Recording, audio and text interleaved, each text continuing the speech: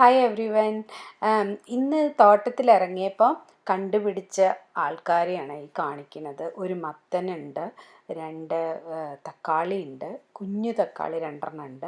അപ്പം ഞാനിങ്ങനെ വിചാരിക്കുകയായിരുന്നു എന്താ ഉണ്ടാക്കാൻ പറ്റുകയെന്ന്. അപ്പോഴാണ് അമ്മയുടെ പുളിങ്കറിയുടെ മണവും രുചിയൊക്കെ വന്നത്.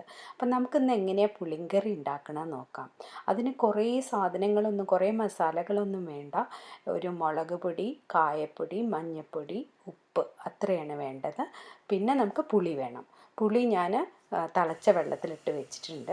ഇന്ന് കൽച്ചട്ടി തന്നെ ഉണ്ടാക്കാമെന്ന് വിചാരിച്ചു. കൽച്ചട്ടിയിൽ ഞാൻ വെള്ളം തിളപ്പിച്ചു. എന്നിട്ട് കുറച്ച് മഞ്ഞൾപ്പൊടി ഇട്ട് കഷ്ണം വേവിക്കാൻ വയ്ക്കുകയാണ്. കഷ്ണങ്ങൾ വല്ലാതെ വേവണ്ട. നമ്മളെ വീട്ടിലൊന്നും അധികം വേവണത് ഇഷ്ടമല്ല. അപ്പം ഞാനിങ്ങനെ അടച്ചു വെച്ചു. ഒരു 5-6 മിനിറ്റ് കഴിഞ്ഞാൽ അത്